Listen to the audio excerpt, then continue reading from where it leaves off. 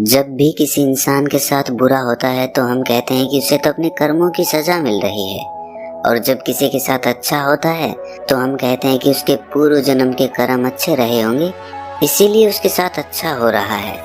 अब ये सोचने की बात है कि अगर पिछले जन्मों के कर्म हमें इस जन्म में भुगतने पड़ते हैं तो परमात्मा ने ऐसी व्यवस्था ही क्यों बनाई?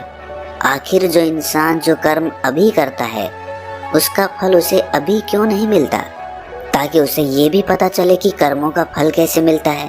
अब पिछले जन्मों को तो कोई याद नहीं रखता, अगर पिछले जन्मों के कर्मों का फल इस जन्म में मिलता है तो फिर आदमी को फल का एहसास कैसे होगा?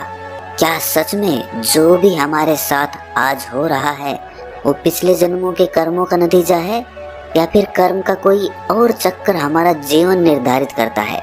अगर ये बात आप समझ लेते हैं तो आपके मन से कर्म के बारे में सारी गलत धारणाएं टूट जाएंगी, और इस कहानी को सुनने के बाद आपको ये भी पता चलेगा कि कर्मों का फल कब और कैसे मिलता है और कर्म किस प्रकार काम करते हैं।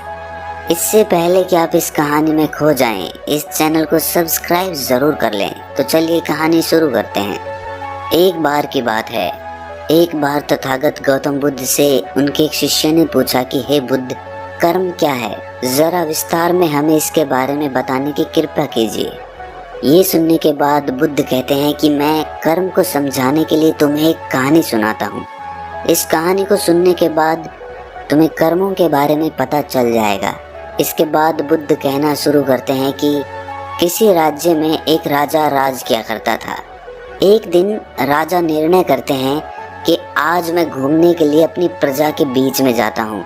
वो अपने मंत्री को साथ लेकर अपने राज्य के बाजार में घूमने के लिए अपने रथ पर सवार होकर निकल जाते हैं। राजा अपने राज्य की सुख समृद्धि देखकर बहुत ही प्रसन्न होता है।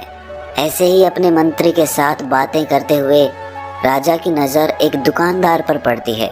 उसे गौर से देखने के बाद राजा अपने मंत्री से कहता है कि मंत्री, पता नहीं क्यों मेरे मन में अचानक ये ख्याल आया कि मैं इस दुकानदार को फांसी की सजा सुना दूं। राजा ये बात मंत्री को बताने के बाद इसके बारे में भूल गया और उनके बीच दूसरी बातों पर चर्चा होने लगी। ऐसे ही शाम तक घूमने के बाद राजा अपने महल में वापस आ जाता है, लेकिन मंत्री के मन में अब भी राजा की बोली हुई वो बात घूम रही थी। वो सोच रहा था कि आखिर राजा के मन में ऐसा ख्याल क्यों आया कि वो उस दुकानदार को फांसी की सजा दे दे। बिना कोई बात किए ऐसा ख्याल किसी के मन में कैसे आ सकता है? इसी सोच विचार के कारण वो मंत्री रात भर सो नहीं पाया और सुबह उठते ही वो उस बाजार की तरफ निकल गया जहाँ पर उस दुकानदार की दुकान थी। वहाँ पहुँचने के बाद उस मंत्री ने आसपास के लोगों से उस दुकानदार के बारे में पूछना शुरू किया। कुछ लोगों से बात करने के बाद मंत्री को पता चला कि वो दुकानदार अक्सर किसी से बात नहीं करता। वो हमेशा चुप चुप रहता है और ऐसा लगता है कि वो बहुत दुखी है। लोगों से दुकानदार के बारे में ये बात सुनने के बाद वो मंत्री उस दुकानदार के पास जाता है और उससे पूछता है कि तुम इतने दुखी क्यों रहते हो? इस पर वो कहता है कि हाँ, मैं अक्सर बहुत दुखी रहता हूँ। मैं चंदन की लकड़ियाँ बेचता हूँ। अक्सर लोग मेरी दुकान पे आते हैं, मेरी लकड़ियों को देखते हैं, उनकी तारीफ भी करते हैं, लेकिन मेरी लकड़ियों को कोई खरीदता नहीं है। इसीलिए मुझे इस व्यापार में घाटा ही घाटा हो रहा है, और यही कारण है कि मैं किसी से ज्यादा बात नहीं करता और अक्सर दुखी ही रहता हूँ। ये सुनने के बाद भी मंत्री को समझ नहीं आ रहा था कि आखिर राजा को इसे फांसी देने का ख्याल कैसे उठा। इसके बाद मंत्री उस दुकानदार से पूछता है कि मान लो अगर तुम्हारी कोई भी लकड़ी ना बिके तो तुम क्या करोगे? ये सुनकर दुकानदार गुस्से में कहता है कि फिर मैं इस राज्य के राजा के मरने का इंतजार करूंगा। जब वो मरेगा तो उसके दाह संस्कार में मैं अपने चंदन की सारी लकड़ियां दे दूंगा, जिससे दूसरे राज्य के लोगों को भी मेरी लकड़ियों के बारे में पता चलेगा और वहाँ से लोग मेरी लकड़ियां खरीदने के लिए आया करेंगे। ये सुनते ही मंत्री समझ गया कि आखिर राजा के मन में वो ख्याल क्यों उठा था। वहाँ से जाने से पहले मंत्री उस दुकानदार से कुछ लकड़ियाँ खरीद लेता है और बदले में उसे कुछ मुद्राएं दे देता है, जिससे वो दुकानदार प्रसन्न हो जाता है। इसके बाद वो लकड़ियाँ लेकर वो मंत्री राज्य में आता है और वो लकड़ियाँ राजा को भेंट करते हुए कहता है कि हे राजन, आप जिस दुकानदार को फांसी की सजा देने की बात कर रहे थे उसने आपके लिए ये चंदन की लकड़ियाँ भेंट में भेजी हैं। ये सुनने के बाद राजा ने उन लकड़ियों का निरीक्षण किया। उन्होंने उन लकड़ियों के करीब जाकर उन्हें सूंघना शुरू किया और उनकी खुशबू से राजा मदहोश हो गया। उसे वो खुशबू बहुत अच्छी लगी। इससे वो राजा इतना प्रसन्न हो गया कि उसने अपने मंत्री को कुछ सोने की मुद्राएं देते हुए कहा कि ये मुद्राएं तुम उस दुकानदार को भेंट कर देना और उससे कहना कि जब भी हमारे राजमहल में चंदन की लकड़ियों की जरूरत होगी तो उसी की दुकान से लकड़ियां खरीदी जाएंगी। स्वर्ण मुद्राएं लेकर मंत्री प्रसन्नता पूर्वक राजमहल से रवाना हो जाता है। वो ये सोचकर खुश हो रहा था कि राजा के मन का ख्याल अब पूरी तरह से बदल चुका है। अब राजा के मन में उस दुकानदार को फांसी देने का विचार कभी नहीं आएगा।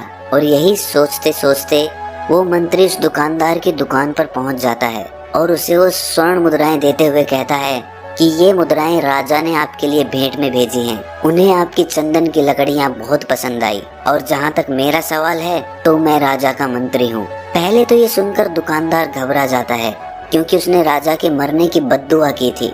उसने सोचा कि कहीं मंत्री ने राजा को ये बात बता ना दी हो, लेकिन मंत्री ने उसके विचार भांप लिए और उसने उसे सांत्वना दी कि उसने राजा को कुछ भी नहीं बताया है। ये सुनने के बाद दुकानदार बहुत लज्जित होता है। वो मंत्री से माफी मांगता है और कहता है कि हमारे राजा बहुत अच्छे हैं, मैं उनकी लंबी आयु के लिए भगवान से दुआ करता हूँ। ये कहानी सुनाने के बाद तथागत गौतम बुद्ध ने अपने शिष्यों से कहा कि अब तुम मुझे बताओ कि कर्म क्या है। इसका उत्तर देते हुए किसी शिष्य ने कहा कि कर्म सोच है, किसी ने कहा कि कर्म भाव है, किसी ने कहा कि कर्म वो है जो हम करते हैं।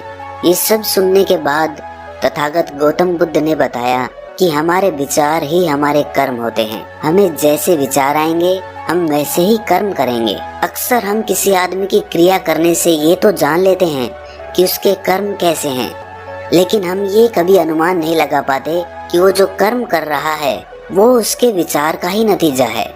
ये कर्म करने से पहले उसके मन में उस कर्म को करने का विचार उठा होगा और उसी के बाद उसने वो कर्म किया होगा। हम भी जब अक्सर कर्म करते हैं तो हम शारीरिक रूप से ही कर्म का आकलन करते हैं।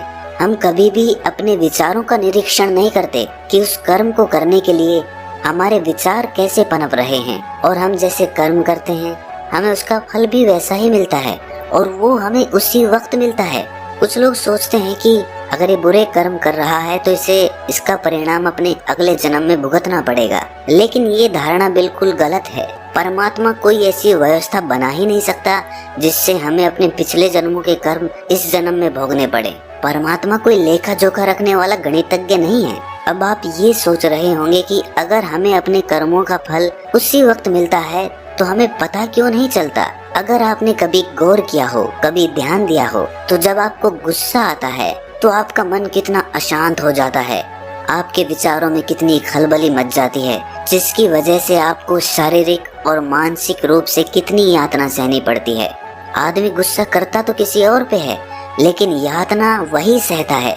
इसी तरह अगर कोई आदमी अच्छा काम करता है, दान दक्षिणा करता है या दूसरे की मदद करता है, तो उसी वक्त उसके मन को कितनी शांति मिलती है, उसके मन को कितना आनंद प्राप्त होता है। और ये सब ठीक उसी समय होता है जब वो कर्म कर रहा होता है। कर्म करने के बाद या कर्म करने से पहले हमें उस कर्म का फल नहीं मिल रहा था। ये कर्म का फल हमें कर्म करते वक्त ही मिल रहा था। हर क्रिया की प्रतिक्रिया होती है।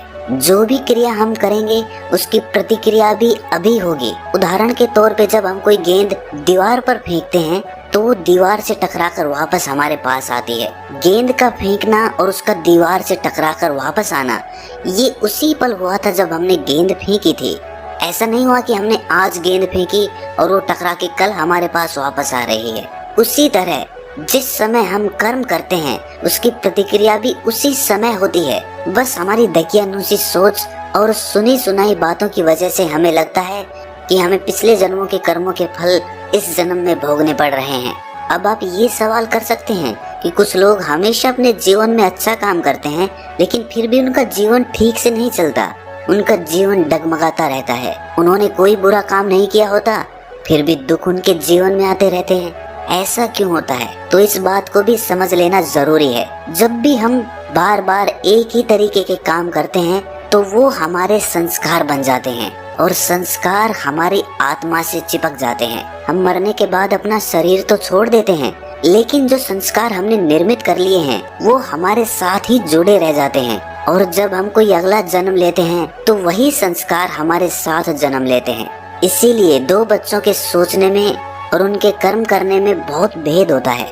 हालांकि ये सोचने की बात है कि पैदा होते ही तो उन्होंने कुछ भी नहीं सीखा है, लेकिन फिर भी दोनों बच्चे अलग अलग तरीके से काम क्यों करते हैं, तो ये उन दोनों बच्चों के अलग अलग संस्कार होते हैं जो उनसे अलग अलग तरह से कर्म करवाते हैं, अलग अलग तरह से उनकी सोच निर्मित करते हैं। कोई बच्चा पैदा होते ही गुस्सैल पैदा होता है और कोई शांत प्रवृत्ति का पैदा होता है।